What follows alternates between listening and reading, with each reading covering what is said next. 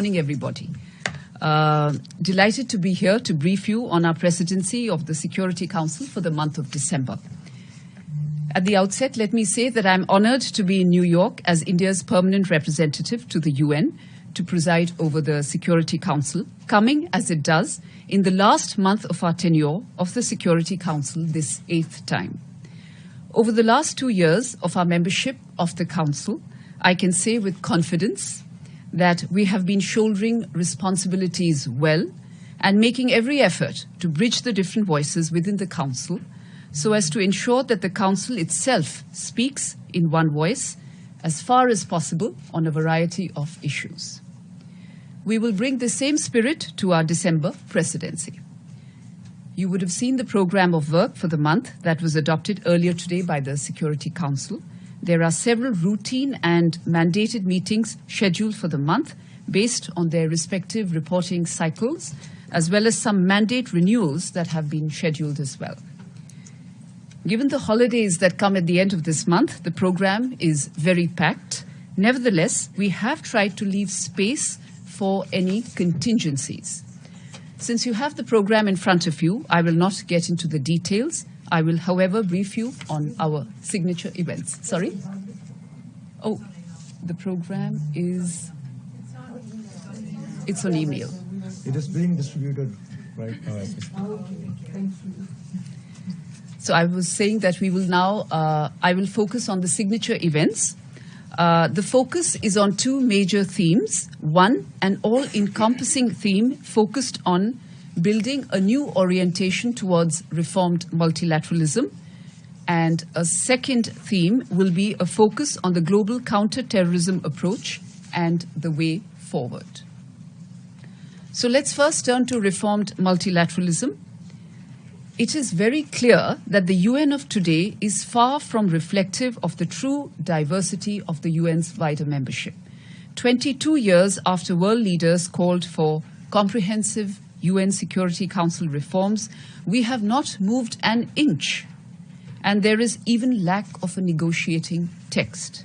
Similarly, the global development architecture outside the United Nations is equally distorted and would require intense efforts to enhance the coherence and consistency of the international monetary, financial, and trading systems. There is a ray of hope, if I may put it that way. During high-level week in the course of UNGA 77, 76 countries favored UNSC reforms and 73 spoke for UN reforms. This is not a serendipitous coincidence, but a reflection of the thinking of the wider membership. Clearly, the multidimensional crises facing the world today demand a representative multilateral architecture that is reflective of contemporary global realities and is well equipped to meet emerging challenges. The UN must be fit for purpose.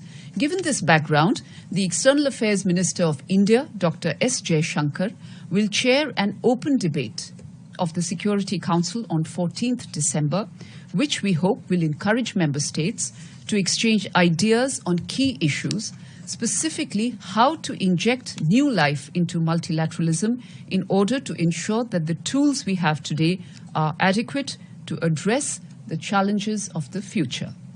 As well, what should be the key elements of this new orientation for a reformed multilateral system?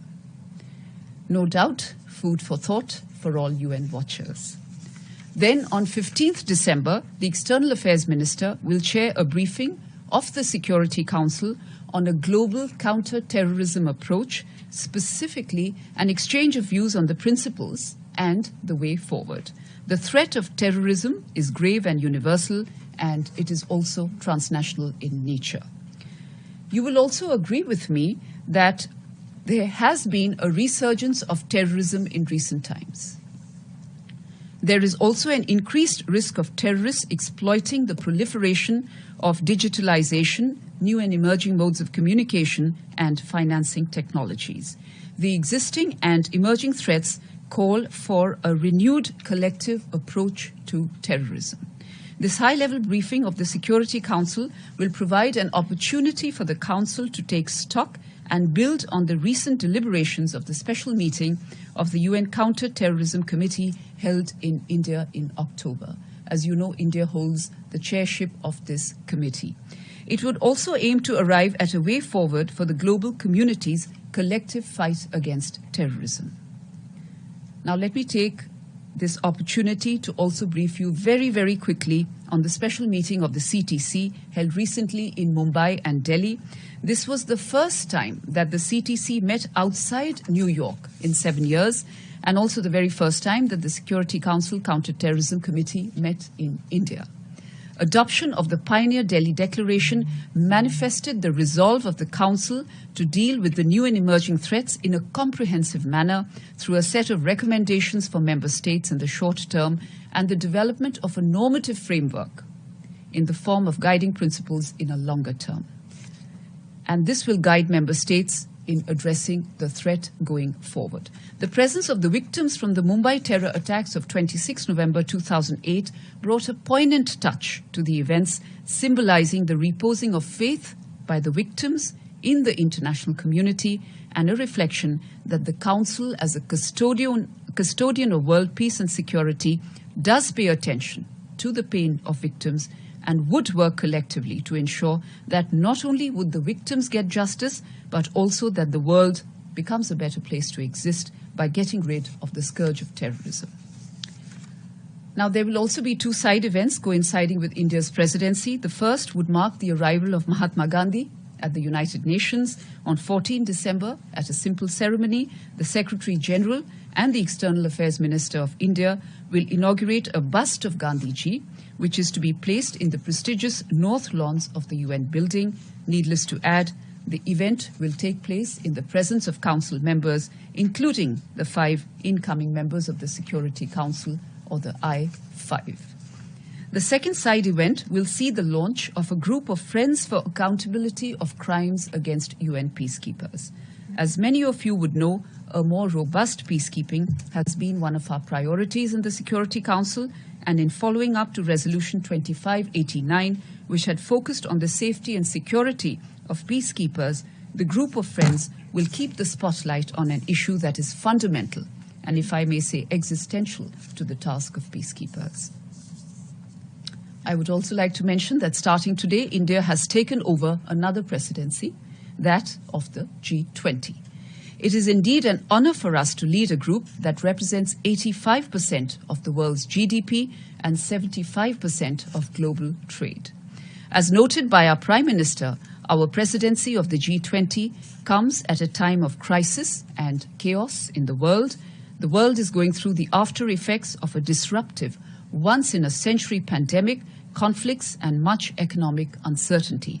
At such a time, the world looks to G20 with much hope. India's presidency would be a watershed moment in her history as it seeks to play an important role in finding pragmatic global solutions for the well-being of all, and in doing so, to manifest the true spirit of the world being one large family, which is very much a part of Indian ethos. As the G20 president, India will thus set the agenda for the year, identify the themes and focus areas, conduct discussions, and deliver the outcome documents. As the Indian Prime Minister has stated, the presidency will be ambitious, decisive, and all-inclusive, underpinned by the thinking, one earth, one family, one future.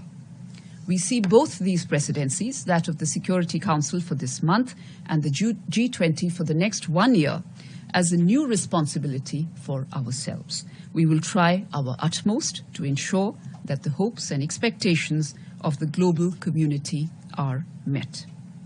One final word, we will also be promoting millets.